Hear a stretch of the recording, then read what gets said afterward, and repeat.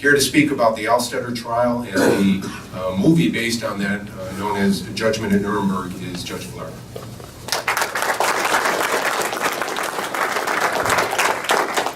Thanks, Vin. So we have an expert on Justice Jackson in Professor Barrett. We've got a legal historian in Judge Fahey. We've got a legal ethicist and an ambassador with a connection to the Holocaust, personal connection. Why, you ask, is Vilardo here? The answer is simple. They needed a hook to get the courthouse. So that's why I'm here. But there is someone who should be thanked and who has not been mentioned so far, and that's Chief Judge Frank Geraci, who is here with us from Rochester. Judge Geraci, thank you so much for letting us use the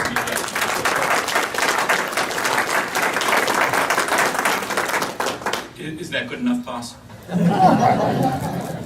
So I want to thank my law clerk, Kristen Bender, for her tremendous assistance in putting this package together for me and for helping me put this talk together. I want to pick up where Judge Fahey just left off. When I started law school and I was faced with a course called Legal Ethics, I thought to myself, how tough can this be? I have a pretty strong moral compass, or at least I thought I did. And so when I took legal ethics, I didn't think I had too much to learn. And when I got the lowest grade I got in law school in legal ethics, I learned that I had a lot to learn. And I learned that there's a vast difference between what's legal, what's ethical, and what's moral, or at least there can be a vast difference.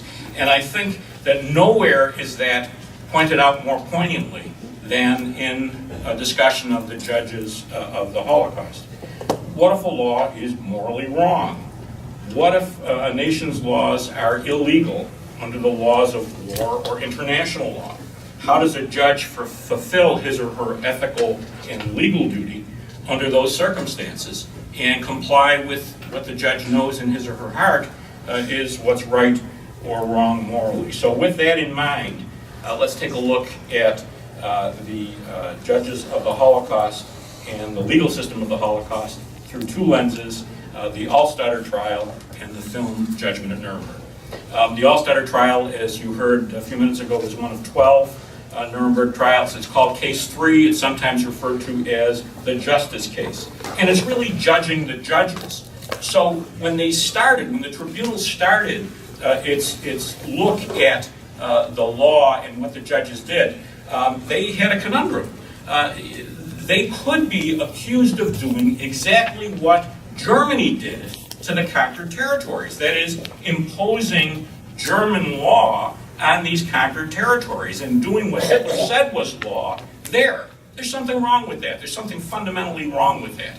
And so they were very concerned about being accused of doing this kind of thing that they were judging the judges for doing.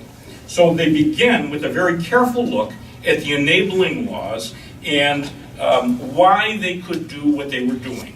And there's a difference between what the majority decided was the reason behind why they could do what they were doing and what the concurring judge decided. The concurring judge said, look, we won. We're doing what's right. There's no question about it. The majority says no.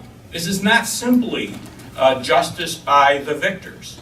This is enforcement of international law. Principles that were in place, perhaps not in written legislation, but principles that were in place from time immemorial. And so they could do what they were doing because of the absence of any German government. The German government had collapsed. And because they had this moral basis, this moral foundation to do what they did. And there's a very long section at the very beginning of the decision that talks about that. Why can we do what we're doing? Are we doing the right thing? Are we doing what we accused the German judges of doing? No, the answer is no, because we have this moral foundation for what we're doing.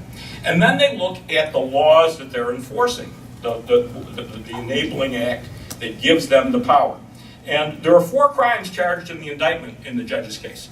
The first was conspiracy.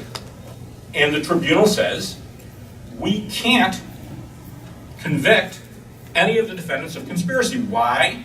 Because the enabling legislation doesn't make conspiracy a substantive crime. So we can't do that. even though it might be the foundation of everything that took place, even though it may be the foundation of all this evil. We don't have the power to find someone guilty of conspiracy because there is no crime of conspiracy in the enabling legislation. That's how careful they're being. Next are war crimes. Those are atrocities that violate the laws and customs of war. Murder, slave labor, mistreating prisoners, killing hostages. Then there are crimes against humanity. We know about those. Atrocities against anyone. Murder, extermination of peoples. The final crime is membership in an organization that was found to be criminal by an earlier decision. And I think it was the very first trial, the very first Nuremberg trial, that found membership in certain organizations like the SS was itself criminal. So those are the 4 crimes, only 3 of which are going to be crimes that the tribunal convicts people of. The conspiracy, they say, will consider the evidence of conspiracy as evidence of guilt of the other crimes, especially crimes against humanity and war crimes, but it's not a substantive offense in and of itself. They then talk about the ex post facto law, the ex post facto principle and concept. And they say it doesn't apply here. That's a defense that they raised. You know, we didn't violate any law that was passed at the time we did what we did. You've now made this law, this enabling law, after the fact, and therefore this is ex post facto. They say no. It's not an issue because international law is not legislative. It's not written down. It's based on consent. It's based on common law. It's based on what we all know this broader international law is, not a written crime. And they also say, you know what? There are some German laws that are still on the books that you violated during the course of the Holocaust. So any argument that you had an ex post facto doesn't work. They then looked at the defense of following orders, and they say following orders is no defense. The very essence of the prosecution is that Hitler's decrees, which were the law in Nazi Germany, were themselves war crimes and crimes against humanity. So the essence of what they're prosecuting are not individual acts, as atrocious as they might be, as awful as they might be. The individual acts is not what they're concerned with. What they're concerned with is this overall use of principles of a nation to exterminate peoples from other countries, peoples of a certain race. And it's the national imprimatur on those acts that make them the war crimes and the crimes against humanity that they're going to prosecute. So the laws that they talked about, they looked at next, were troublesome to begin with. Belonging to a political party other than the Nazi Party, speaking out against the party or the state, doing anything that deserves punishment. As Judge Fahey said, there was no specific law that prohibited something. If in the sound principles of the German people that should be punished, if a judge felt that should be punished, you can get convicted of it. Getting news from a foreign radio station, undermining German efficiency by creating any public danger, that was punishable by death. And the laws become progressively worse. Judge Fahey talked about Jews being prohibited from marrying directly. In 1941, there was a law passed that if any Pole or Jew manifested any anti-German sentiment by making any anti-German utterance, it must be sentenced to death. 1942, the Minister of Justice can take any measure to comply with Hitler's instruction, including deviating from any law. So there's no law after 1942, and in 1944, there's no restrictions on punishment for violation of anything. So the death penalty could be given for anything. Now, in practice, it had been given for anything even before that, but in 1944, it became the law of the land that any penalty could be given for anything. So German judges are faced with tremendous pressure to do what Hitler wants them to do. In fact, Hitler himself says, quote, "I shall intervene and remove from office those judges who evidently do not understand the demand of the hour." And judges get removed. There are judges who try to do the right thing, at least to the extent that they could, and they get removed from office. So some examples. There's a Jew, a fellow by the name of Lufgas, who was sentenced for 2.5 years for hoarding eggs. And the Minister of Justice is told the Fuhrer wishes that Lufgas be sentenced to death. 4 days later, he's handed over to the Gestapo, and he's executed. Another town, there was a coffee ration.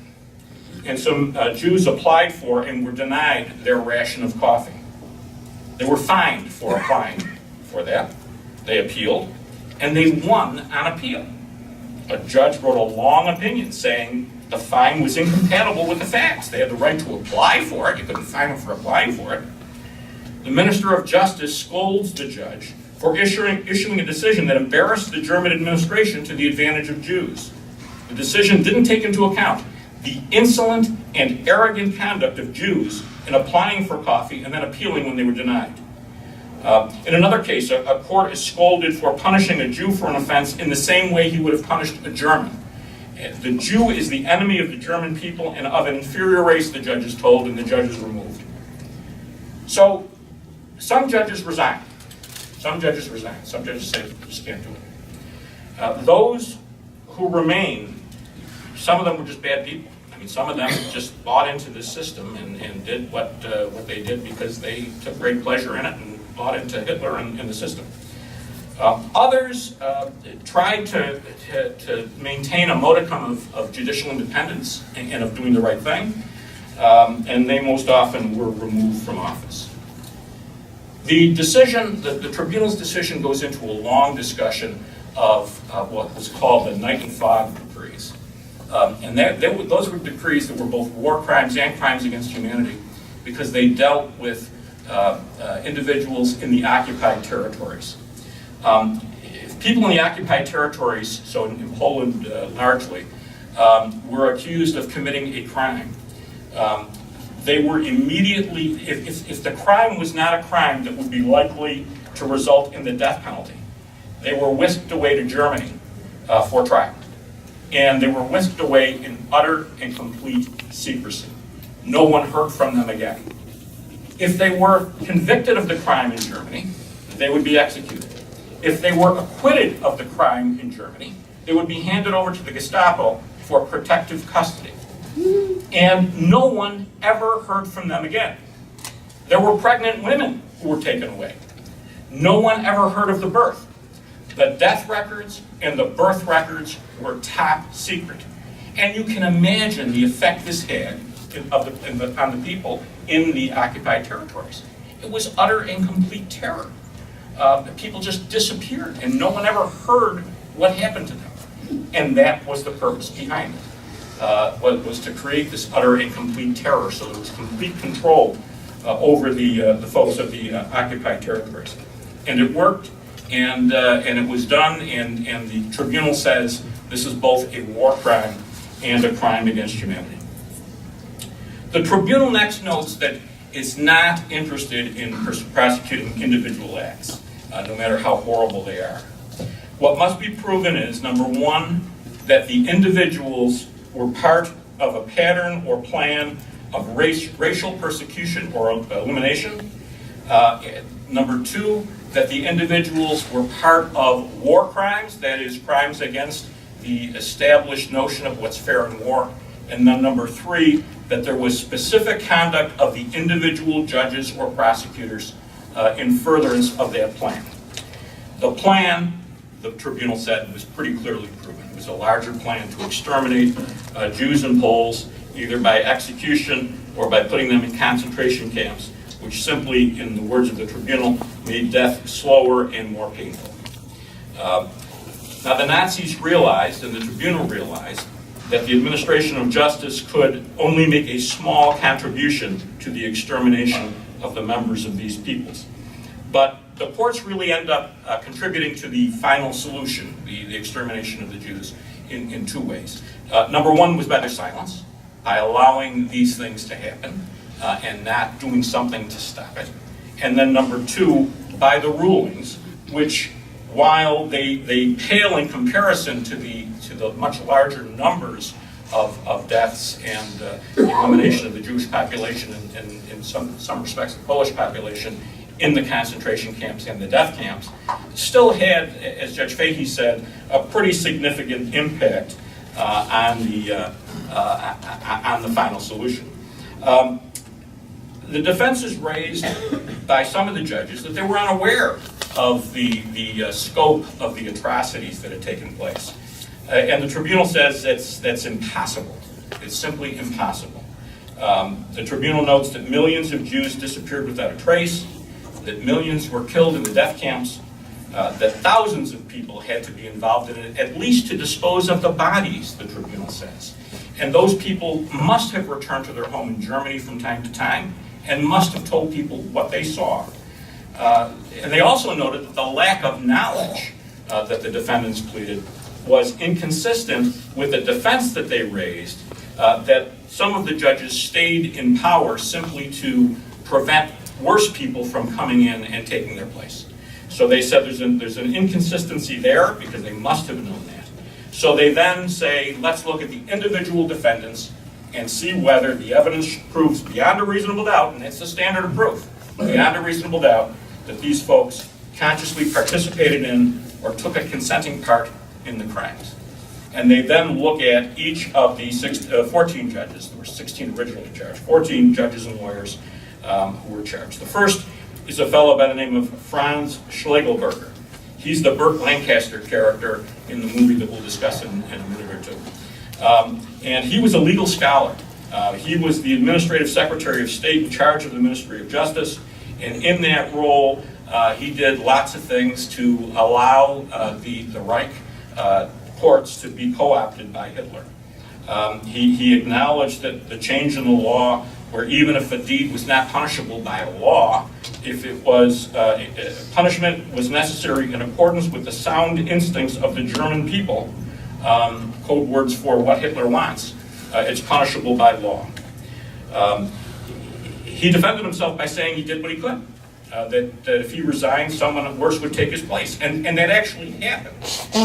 He did resign, and someone worse took his place. It got pretty awful. The tribunal said he was a tragic character. He lived the life of an intellect, and he did the work of a scholar, but he sold out his intellect and his scholarship to Hitler in exchange for power, prestige, and personal security. He was found guilty and sentenced to life. Herbert Klemm was one of the really bad guys in this story. And it's kind of funny that I say that, because the bar was where it was. It was set so low that the people who get 7 years and 10 years in this scheme are pretty awful people. I mean, everyone who was prosecuted did some pretty awful things. But in comparison, they say, well, this guy was nice to half Jews. He gave them the choice to be castrated or sent to the concentration camps. He gave them a choice. They could be castrated because the final solution required that Jews not have kids, right? So half Jews could have a choice. They could be castrated, or they could go to the concentration camp. So he's a relatively nice guy. That's what we're dealing with here. That's what we're dealing with here. So Klemm joins the Nazi Party and rises to the top real quickly. Just a couple examples of his role. He incited Germans to murder Allied airmen who were forced to parachute down in German territory. Lynching was the rule. He made sure no one was ever prosecuted for the lynchings. After the war, as the war is ending, the Russians are approaching. And there's a prison housing 800 political prisoners. He makes sure that those 800 political prisoners are handed over to the Gestapo and executed before the Russians take over. He's guilty of war crimes and sentenced to life imprisonment. Another one of the more interesting characters is Kirk Rothenberger. He's a party man. In 1942, he was named Undersecretary of the Ministry of Justice, but he was removed in 1943 because he wasn't brutal enough. He was a fellow who advocated judicial independence and hoped that judges could maintain some independence, but he followed rules. he told the judges beneath him that they should see themselves as vassals of the Fuhrer, to decide cases and to sentence individuals as the Fuhrer would have decided the cases and sentenced the individuals. He used his influence to protect party members who were charged with crimes. In cases between German nationals and Jews, the decision should be made not from, quote, the purely legal points of view, but rather, quote, as an expression to the way in which the National Socialist demands concerning the Jewish question is realized by German administrators of justice demands. The tribunal found Rothenberger to be a man of many contradictions. He was the one who was kind to the half-Jews, but he denied them rights. He fought for judicial independence, but he still pressured judges to protect party officials and to use his influence against Jews and Poles in the court. He was found guilty of war crimes and crimes against humanity, but he was sentenced only to 7 years imprisonment, the second lightest sentence imposed by the tribunal. Ernst Lautz was the chief public prosecutor in the People's Court in Berlin. He handled the Night and Fog cases. Because the Night and Fog cases were war crimes and crimes against humanity, Lautz was guilty on both those counts. He also prosecuted defendants for trying to escape from Germany. Escape, of course, was a crime. And in one case, a Polish farm worker is prosecuted for treason when he tried to escape during the German occupation. The evidence was insufficient to convict of treason, but he still was found guilty because he escaped during the harvest, and as such, he was damaging the German people and damaging the war effort by escaping during the harvest. He was found guilty and sentenced to 10 years in prison. Wolfgang Mettenberg and Wilhelm von Amen were both judges who were connected with the Night and Fog and had extensive authority over the plan from arrest in the occupied territory to transfer to Germany, to trial, and then either execution or secret imprisonment. They were both found guilty of crimes against humanity and war crimes and sentenced to 10 years. Gunther Joel was an individual who they found to be a confidant and protege of some of the worst Nazi criminals. He was involved in the Night and Fog. He was involved in death sentences against Poles and Jews, and in the transfer of Poles who had been acquitted or who had served their term of imprisonment to the Gestapo. His defense was he didn't actually try these cases. He wasn't the judge or prosecutor who tried these cases. He was just supervising them. The court said that wasn't much of a defense. They sentenced him to 10 years for war crimes, crimes against humanity, and membership in a criminal organization. Oswald Rothau was a prosecutor in the People's Court. I think he is one of the characters in the movie Judgment at Nuremberg. At least he seems to be to me. He was found not guilty of war crimes and membership in a criminal organization, but was found guilty in crimes against humanity for a few examples like this. He sentenced a Pole to death because of behavior attributable to his Polish subhumanity. He was the prosecutor of the case that features in the movie Judgment at Nuremberg. A Jew was accused of having sexual relations with a German girl. He was the judge in this case. There is no proof of this, but the Jew is nevertheless convicted by Rothau because it is sufficient to me, this is a quote, that the swine said that a German girl had sat on his lap. The tribunal noted that the trial was akin to a political demonstration. Rothau encouraging witnesses to incriminate the Jew and the young girl. The girl is now charged with perjury. She says, this fella is a friend of our family. We never had any kind of relations at all. Did you sit on his lap? Yeah, but that was the extent of it. So the young girl is charged with perjury. Rothau sentences the Jew to death, and he is executed. And the death sentence was imposed for racial pollution and as an offense as a public enemy. So a striking example of the plan to exterminate Jews, and a striking example of making it up as you go along. The next four defendants, Paul Barnickel, Hans Petersen, Gunther Nebelum, and Hermann Kuhorst, are all acquitted. So they're applying this standard of beyond a reasonable doubt. They're finding that the evidence is insufficient to convict some of these folks. Rudolf Olsche, another bad guy, he's a judge who they described as playing a cat and mouse game during the course of trials. He would frequently insult defendants and present the charges as if they were already proven. It's called psychopathic. The most brutal judge I've ever known, one witness said. Defendants were told at the beginning of trial that they would be convicted and executed. He would insult, humiliate, and mentally torture the defendants during the course of the trial. He gave death sentences to several young Polish boys who got into a fight with some German boys in the Hitler Youth, and they were therefore found to constitute a resistance movement and were all executed. Found guilty of crimes against humanity and membership in a criminal organization and sentenced to life. And then finally, Joseph Alstoetter, the person for whom the case is named, he was found not guilty of war crimes and crimes against humanity, but he was found guilty of membership in a criminal organization with knowledge of its criminal activities. He was a member of the SS. That was the organization that was responsible for guarding and administering the concentration camps and imposing slave labor. And the court said that no one in a position like his could possibly not have known of the SS's illegal activities. As a lawyer, he knew that the people in the SS were beyond the reach of the law. So he was found guilty of membership in a criminal organization and sentenced to 5 years imprisonment, the lightest sentence given. Let me talk for just a couple of minutes about the movie that is made about this trial, and that's Judgment at Nuremberg. It's a good film. I watched it for the second time, a long time. I watched it for the first time a long time ago. Watched it for the second time just a couple weeks ago.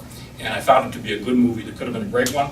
The cast in the movie is stellar. Spencer Tracy, Burt Lancaster, Richard Widmark, Marlene Dietrich, Judy Garland, Maximilian Schell, Montgomery Clift. Amazing actors and actresses. Two sort of future stars in the movie. William Shatner, who would go on to Star Trek fame, and Werner Klemperer, who was Colonel Klink in Hogan's Heroes, are both in the movie. The film poses the issue as, and I think maybe one of the reasons that the film is not, in my opinion, a great film is because it was made in 1961, at a time when it was still pretty raw. You know, World War II was ancient history to me when I was a little kid. I didn't realize that it was 10 years before I was born. 1961, I was 6 years old. It was 16 years after the war ended. It's remarkable to me as I look back. But this is still a time when the emotions about the war are still pretty raw. So the film poses the issue as individual guilt versus national guilt. It asks the question, how could what seemed to be good and kind Germans, how could they have been complicit in all this? And the characters in the movie, they seem to be good people, and yet they were part of this entire Holocaust. They were part of this atrocity that took place. And the movie concludes, perhaps somewhat simplistically, that even if the people were or seemed to be decent, what they did or what they allowed to happen was monstrous. And those who let it happen were to blame as well. So when Burt Lancaster, who plays the Schlegelberger character, the legal scholar that I talked about a few minutes ago, meets with Spencer Tracy, who's the chief judge, at the end of the trial, after he's convicted and sentenced to life imprisonment, and says to Spencer Tracy, "You did the right thing, I deserve to be sentenced." He tells him, "But I want you to understand something. I didn't realize that the injustice of the Reich would result in such horror and atrocity." And Spencer Tracy looks at him and says in a very chilling way, "You should have known that the first time you sentenced an innocent man to death." That's true as far as it goes. But it doesn't answer, for me, what is the toughest question, and that's this. What were good and fair German judges to do once Hitler is in complete and total control? I understand these judges that I've talked about were bad people. But let's say you are a moral German judge who's in power when Hitler takes control. Should you resign and ensure that only brutal Nazis are going to take your place and risk their well-being and their family's well-being by resigning? risk their well-being and the family's well-being? Or do you hang in there and try to do a little good amidst all the evil that you're required to do? Do you try to save a few lives, even though you've got to take unjustly others? Because if you don't, someone's going to come in and take all the lives. What does the good judge, or who does more good? The judge who resigns, or the judge who hangs in there and tries to do a little good? And I don't mean to suggest an answer with these questions, because I don't know what the answer is. I just know that these are questions that are not addressed in the film, but they're questions that I hope we'll address in a few minutes at our panel discussion. So thanks very much.